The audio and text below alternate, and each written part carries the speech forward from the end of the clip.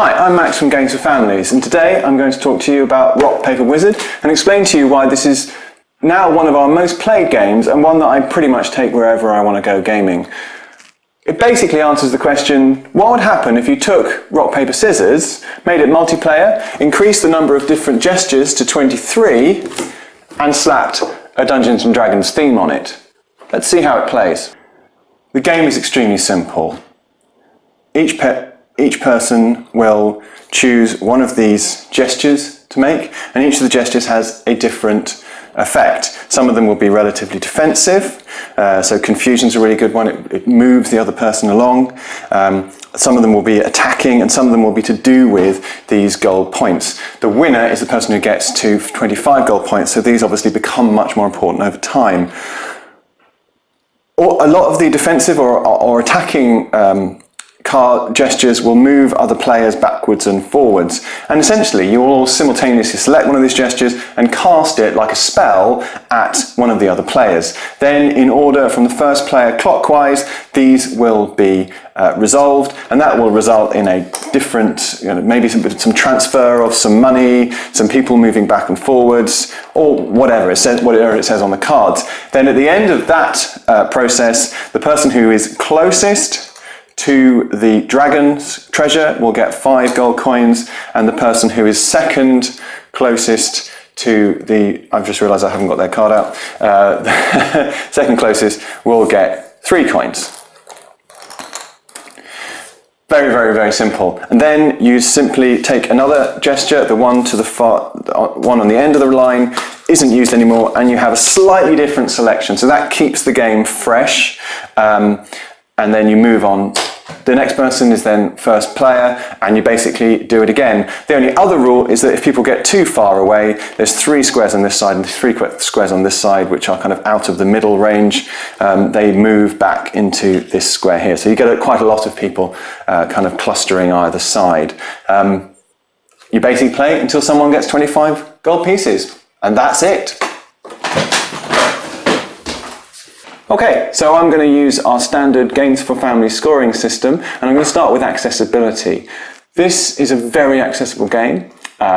Basically, you can explain it in 30 seconds. There are some things that you then have to think about later on when you have to sort of read the text on the cards and work out, how things are going to interact. But you're already in then, so that's okay. And actually, because you can't make a mistake in the first turn and then you're completely hosed, that is not a massive problem. So I'll give, for accessibility, 4 out of 5. For the Tantrum Prevention Index, I'm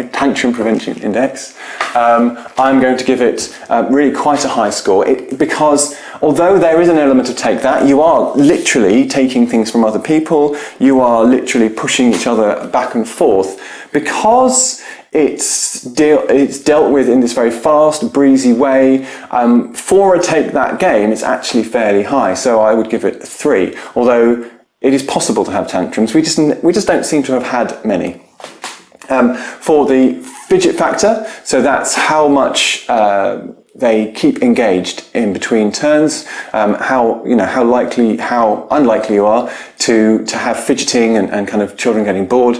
I've never seen anyone get bored in this game because it's silly, it's funny, and it keeps you laughing in between. So even if you're not doing well, you're still engaged because you're doing this silly thing of just kind of doing these ridiculous gestures, and against the backdrop of this very serious theme of Dungeons & Dragons, which is very serious, and actually that juxtaposition is itself funny.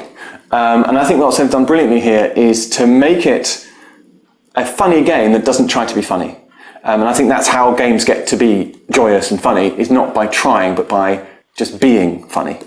So I would give it a 5 actually for fidget prevention factor. And the fast one, the last kind of specialised one we've got is an amaze balls out of 5. That's that feeling that you get with gaming. I can't believe that happened. That's so incredible. This is not a game where that happens all that much. It's not involved enough. It's too quick, and it is random. It feels very random. So I would only give it a 3 for that.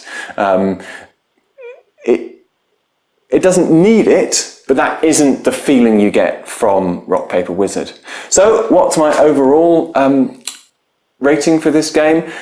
Well, as I've said, I love the marrying of this intensely silly game with the quite earnest Dungeons and Dragons theme.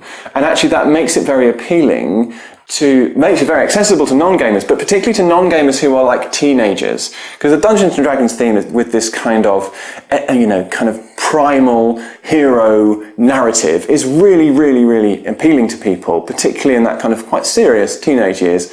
And this puts that into an extremely accessible package. So whenever we're playing games with the older children or teenagers, we always bring this along. And actually, to be honest, at the end of the night, this has become our kind of end of the night kind of filler game when we're all a bit tired and we want something to sort of lift our energy levels. This will do it every time. So strongly recommend Rock, Paper, Wizard.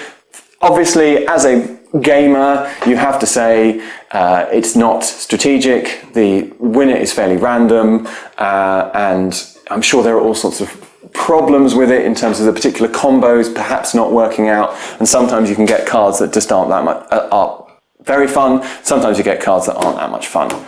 That all said, it's a good 8 out of 10, which doesn't mean all that much. It is definitely a game you should think about purchasing. It's quite cheap. If you want a kind of filler, or if you have teenagers or older children who are intrigued by Dungeons and Dragons, but you don't want to go into the sort of 6-hour session, I think it's a really nice gateway game in a way. So, I've been Max Davey. Please check us out on Games for Families. That's Games for, the number 4, Families, YouTube, Twitter, the usual places. And I'll see you next time. Thank you.